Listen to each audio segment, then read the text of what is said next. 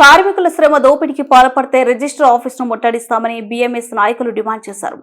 Hyderabad central యూనివర్సిటీలో పనిచేస్తున్న contract ఉద్యోగుల ఆవేదన బుధవారం బీఎంఎస్ యూనియన్ నాయకుల ఆధ్వర్యంలో యూనివర్సిటీ రిజిస్టర్ అడ్మినిస్ట్రేషన్లతో సంప్రదింపులు చేయగా అడ్మినిస్ట్రేషన్ నుంచి ఎలాంటి సానుకూల స్పందన రాకపోవడంతో బీఎంఎస్ యూనియన్ రాష్ట్ర నాయకులు working president Jitender workers media సమావేశంలో మాట్లాడారు.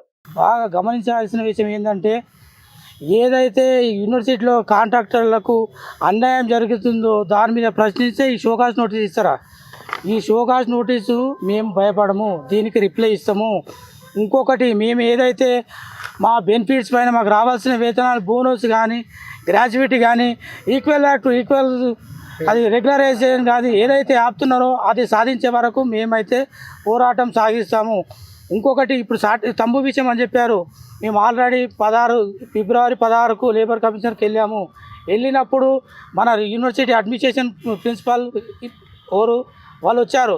వాళ్ళు అక్కడ వచ్చినప్పుడు ఆయన కమిషనర్ ఏమని చెప్పాడు, ఫస్ట్ మీరు ఎవరు అంటే, సార్ మేము అడ్మినిస్ట్రేషన్ ఆఫీసర్స్. మీకేం సంబంధం? వాళ్ళు కాంట్రాక్ట్ వర్కర్స్లు ఉన్నారు కదా, మీకేం సంబంధం? మీరు కాంట్రాక్ట్ని తీసుకొని రండి, వాళ్ళతోనే మేము పరిష్కరిస్తామని చెప్పాడు. మళ్ళీ మార్చి 16కి మళ్ళీ వెళ్ళాం. మార్చి 16కి వెళ్తే వీళ్ళు ఎవ్వరు రాలేరు. ఓన్లీ మళ్ళీ సేమ్ యాజిటీస్గా మన ప్రిన్సిపల్ ఎంప్లాయీసే వచ్చారు కానీ అక్కడ ఎవరినో పనికిరానోని సూపర్వైజర్ తీసుకొని వచ్చి ఇప్పటి వరకు యూనివర్సిటీ కాంట్రాక్ట్ సాయినాథ్ కాంట్రాక్ట్ వచ్చినప్పటి నుంచి ఎవరైతే సూపర్వైజర్ని ఈయననే కాంట్రాక్ట్ అని తీసుకొచ్చాడో అతను ఒక్కసారి కూడా యూనివర్సిటీలో లేడు. జస్ట్ ఏదో నామకే వాస్తా తీసుకొచ్చాడు. అప్పుడే మేము అడిగాం, నువ్వు యూనివర్సిటీ సాయినాథ్ కాంట్రాక్ట్ వర్కర్వా, నీ ఐడి కార్డు చూపించమని అడిగాం. అతని దగ్గర ఐడి కార్డు లేదు. కాబట్టి మిత్రులారా, మేము ఏదైతే అక్కడ పోయి వచ్చినామో అది విత్ రికార్డ్తో అక్కడ మినిట్స్లో రాసుకొని అడ్మినిస్ట్రేషన్ అభిషేక్, సతీష్, ఇంకోరు మన జీబీ రెడ్డి గారు, ఎవరైతే 4 మెంబర్స్, భరత్ భూషణ్, వీళ్ళు 4 మెంబర్స్ ఎవరైతే మినిట్స్లో సైన్ చేశారో అదే మినిట్స్ కాపీ తీసుకొచ్చి 2 డేస్ బిఫోర్ తంబును బహిష్కరిస్తున్నాము, సాటర్డే విషయము సైన్ చేసేది అడ్మినిస్ట్రేషన్లో బహిష్కరిస్తున్నాము అని 2 రోజుల ముందే మేము లెటర్ ఇచ్చాము. లెటర్ ఇచ్చి చేసాం. మేము వితౌట్ ఇన్ఫర్మేషన్, వితౌట్ రికార్డ్ లేకుండా ఏ పని చేయలేదు. మా యూనియన్ అన్నీ చేసినాం. మేము చేసినాక కూడా మళ్ళీ మాకు రిప్లై లేదు. మా డిమాండ్స్కి మీకు రిప్లై ఇయ్యరు. మాకు రావాల్సిన వేతనాలు మాకు ఇవ్వరు. మళ్ళీ పిరిపిగా మా తర్వాత మమ్మల్ని ఎక్కడైతే సాటర్డే రోజు మీరు చెప్తే నమ్మరు, సాటర్డే రోజు పోలీసు బందోబస్తు పెట్టి మమ్మల్ని ఆపాల్సిన పని ఏముందండి? అంటే మేము అంత జైలర్ కన్నా కనీసం ఒక మర్డర్ కేసు, ఒక రేప్ కేసు చేసిన వానికన్నా అక్కడ కనీసం పిలిచి నువ్వేం జరిగింది, నువ్వు ఒకసారి రా, నీ పరిష్కారం అంటారు. కనీసం అది అడ్మినిస్ట్రేషన్ ఇంతవరకు మా యూనియన్ పిలిచి కనీసం మీకు ఏం. ఇక్కడ హౌస్ కీపింగ్ సూపర్వైజర్గా చేస్తున్నానండి. కానీ అప్పటి నుంచి ఏమీ బయోమెట్రిక్ అనేది లేనే లేదు. మాకు గత 6-7 ఏళ్ల నుంచి, మాకు 6 నెలల నుంచి బయోమెట్రిక్ పెట్టారు. అదేదో 210 మంది ఉన్నారు హౌస్ కీపింగ్ వర్కర్స్, కానీ కేవలం 69 మందికి మాత్రమే పెట్టారు. అది ఎంతవరకు న్యాయము? పెడితే యూనివర్సిటీలో ప్రతి ఒక్కరికి పెట్టాలి, లేదు అంటే మేము కూడా బహిష్కరిస్తున్నాం. అది బిఎంఎస్ యూనియన్లో ఉన్న ప్రతి ఒక్కరికి, మా పెద్దలందరికీ, ప్రెసిడెంట్ గారికి, అందరికీ ముఖ్యమైన విషయం ఏంటంటే, యూనివర్సిటీలో రకరకాల సిచ్యువేషన్ ఉంది. ఒక్క మాటగా నేను చెప్తాను ఏమంటే, వర్కర్లందరికీ కూడా వేధింపులు అనేవి జరుగుతున్నాయి. ఆ వేధింపులు అనేది దయచేసి మేనేజ్మెంట్ గమనించి ఆ వేధింపులను తగ్గించుకుంటే మాకెంతో మంచిది. అలాగే సమయానికి కావలసిన వేతనాలు ఖచ్చితంగా సమయానికి రావాలి, అవి రావట్లేదు. అలాగే మాకు 10 నుంచి 20 సంవత్సరాల వరకు వర్కర్స్ పనిచేస్తున్నారు, కానీ ఎవరికి ఏమీ లేదు. బోనస్గా షోకేస్ నోటీసులు మాత్రం ఇచ్చారు. ఆ షోకేస్ నోటీస్ అనేది ఖచ్చితంగా వెనక్కి తీసుకోవాలి, లేకపోతే చాలా ఉధృతం అనేది జరుగుతుంది ఇక్కడ యూనివర్సిటీలో ప్రతి ఒక్కరు. అలాగే మెస్సల్లో కూడాను వర్కర్స్కి ఏం జరిగినా మేనేజ్మెంట్ పట్టించుకోవట్లేదు. ఇప్పుడు మెస్ వర్కర్స్కి పర్టికులర్గా తంబు అనేది పెట్టారు. ఆ తంబు పెట్టడానికి గల కారణం ఏంటి? ఏమీ చెప్పట్లేదు. వాళ్ళకి ఏది నేస్తే అదే చేస్తున్నారు. చెప్పకుండా చేయకుండా రిజిస్టర్లు పట్టుకెళ్ళిపోయారు. ఎందుకు పట్టుకెళ్ళారో తెలియదు.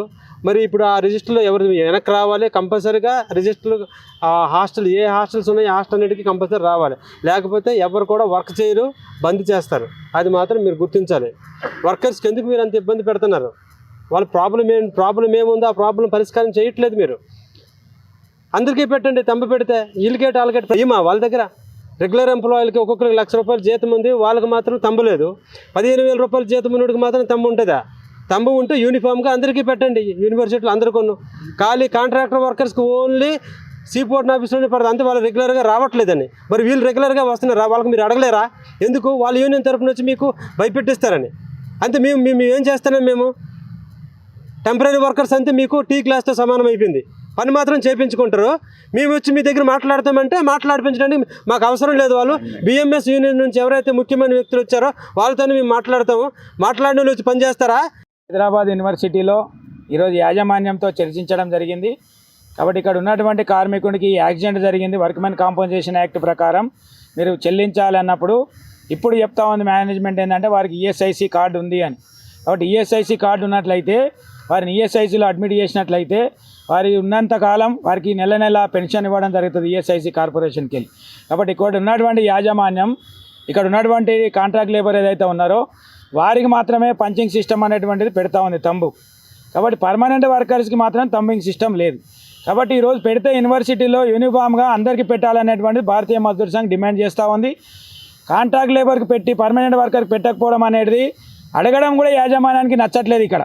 కాబట్టి మనం అందరం ఆలోచించాల్సినటువంటి అవసరం ఉంది.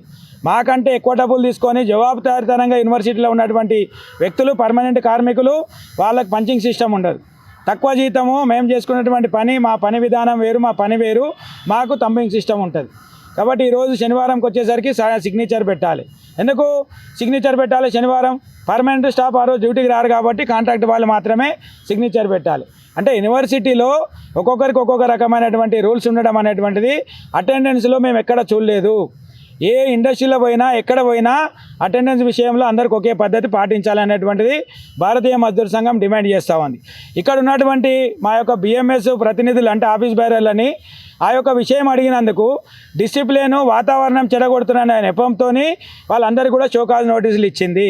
కాబట్టి భారతీయ మజ్దూర్ సంఘం ఏం డిమాండ్ చేస్తూ ఉందంటే ఆ షోకాజ్ నోటీసులను వెనకకు తీసుకొని మేము అడిగినటువంటి న్యాయపరమైనటువంటి కోరికలు ఏవైతే ఉన్నాయో వాటన్నిటిని కూడా తొందరగా పరిష్కారం చేయాలి. లేదా 23వ తారీఖున లేబర్ డిపార్ట్మెంట్లో వచ్చి మరి ఆన్సర్ చేయాలి. గతంలో లేబర్ కౌన్సిల్ లేబర్ డిపార్ట్మెంట్లో మీకు సమావేశం అయినప్పుడు మీరు అక్కడ ఏం ఆన్సర్ చేయలే. పాత సిస్టమ్ ఉంది, దాన్ని కంటిన్యూ చేస్తాం, మళ్ళీ మేము ఇది ఫైనల్ అయ్యేంత వరకు దాన్ని ఏం చేయమని. ఆ లోపుగానే ఇక్కడ ఉన్నటువంటి రిజిస్టర్లన్నీ కూడా తీసేయడం, వీళ్ళందరూ కూడా పంచి కొడతారా అనేటువంటిది ఒక ఎగ్జామినేషన్ లెక్క, వీళ్ళని ఒక ఎక్స్పెరిమెంట్ లెక్క వాళ్ళు ఇదంతా కూడా చీటింగ్ అనేటువంటి చేస్తారు. ఈ సమస్య న్యాయమైనది కాదు. కాబట్టి మీరు లేబర్ డిపార్ట్మెంట్లో 23వ తారీఖు వచ్చిన తర్వాత దీని మీద విస్తృతంగా యూనియన్తో చర్చించి ఒక నిర్ణయానికి వచ్చిన తర్వాత మీరు దీని మీద నిర్ణయం చేయాలి. కాబట్టి ముందుగా చేయడం అనేటువంటిది ఇది నేరం. కాబట్టి దీన్ని భారతీయ మజ్దూర్ సంఘం ఖండిస్తూ ఉంది. మీరు ఈ రకంగా చేసినట్లయితే ఈ యొక్క కాంట్రాక్ట్ కార్మికులందరికీ న్యాయం జరగడం కోసం భారతీయ మజ్దూర్ సంఘం వీళ్ళ వెనకాల ఉంటుంది.